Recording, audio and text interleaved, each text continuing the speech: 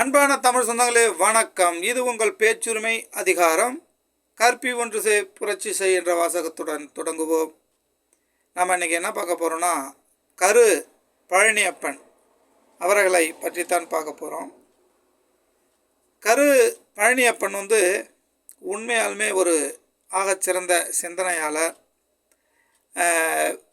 முற்போக்காளர், பெரியார் அவர்களை ஆழ புரிந்து கொண்டவர்.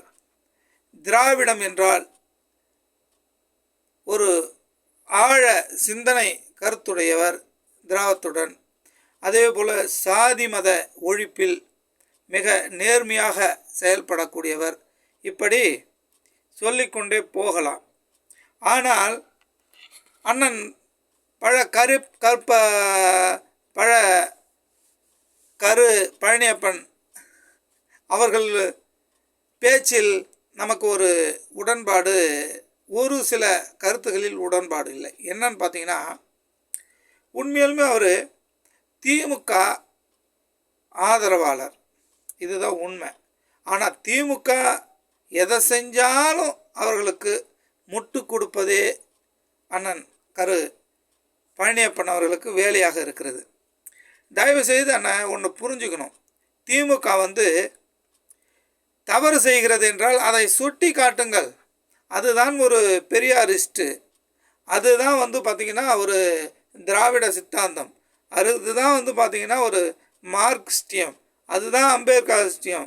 உண்மையிலுமே நீங்கள் உங்கள் கொள்கை மிக மிக மிக மிக சிறப்பானது.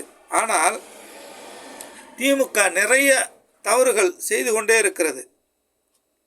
ஆனால் நீங்கள் அதை சுட்டி காட்ட மாட்டேறீங்க. திமுகவை தூக்கி மட்டுமே பிடிக்கிறீங்க. ஏன்? இது உண்மையாலுமே இது வன்மையாக கண்டிக்கத்தக்கது அண்ணா.